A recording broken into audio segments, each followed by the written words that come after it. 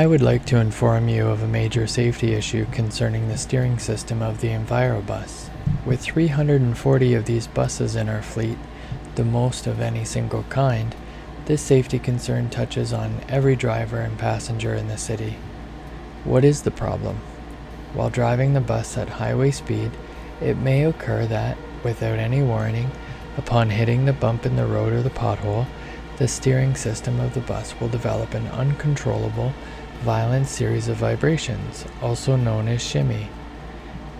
Due to these violent vibrations, the driver of the bus cannot keep his or her hands on the steering wheel, and as a result could cause a serious accident. Many drivers who had attempted to keep their hands on at the steering wheel received injuries to their hands. In one case, a bus driver had been experiencing these vibrations during his regular route, only to be involved in a major accident.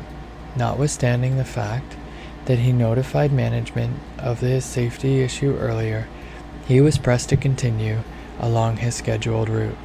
At the end of his shift, as the driver was driving his bus back to the garage, he experienced serious, violent vibrations once more, resulting in his loss of steering control and causing the bus to collide with the concrete separators that divided the Queensway from the Queensway station.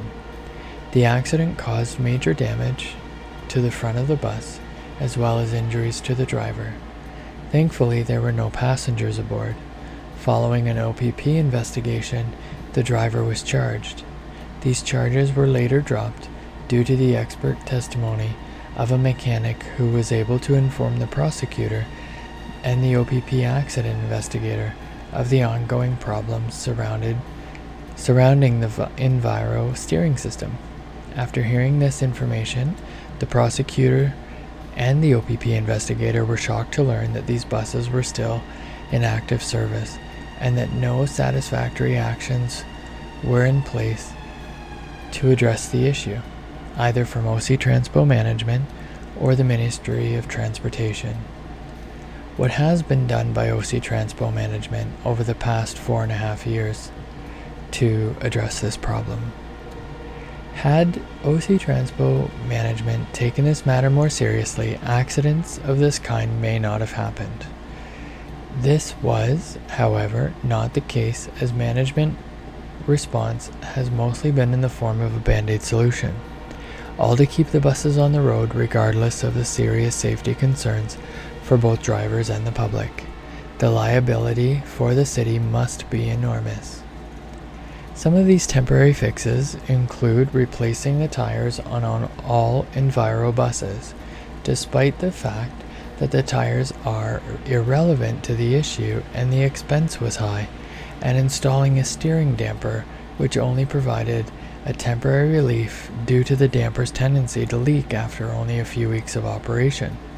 A model of the Invero bus was sent to the specialized university in the United States, where a long-term solution was found by the means of installing a lateral radius rod. Instead of implementing this solution immediately, management has decided to continue with short-term solutions, such as implementation of a new type of steering damper, which will simply treat the symptoms of the vibration and not the root cause. It is important to note that throughout this period of time, management and OC Transpo opted not to alert the Ministry of Transportation to the problem, as this would inevitably cause a recall to the Invero buses, and would likely ground 340 buses until a permanent solution is found. It was obvious that management was more concerned about meeting performance schedules by keeping buses on the road at enormous risk. It is also worthy of note that the Invero buses have been one of the most unreliable and recalled buses in the history of the OC Transpo fleet, with over 100 voluntary recalls by the manufacturer and a tendency to be difficult to maintain by mechanics because of their low reliability. Why they represent the majority of the Ottawa fleet is anyone's guess.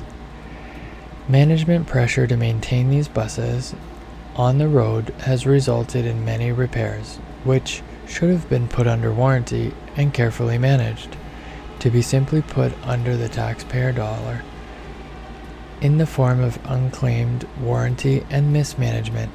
Despite all of the problems and the issues surrounding the Invero buses, management has turned a blind eye and has recently ordered more buses from the same manufacturer, despite a history of unreliable product from this manufacturer. These Invero buses, once hoped to be the pride of OC Transpo bus fleet, have become a symbol of waste, safety concerns, and managerial mismanagement within OC Transpo. Mechanic, over 30 years experience.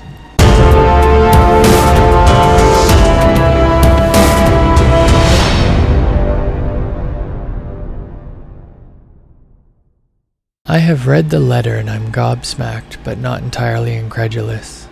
If you carpooled in a Pinto or Gremlin models and you began hearing and reading about their shortcomings, would you have skimmed over their reporting and continued to ride?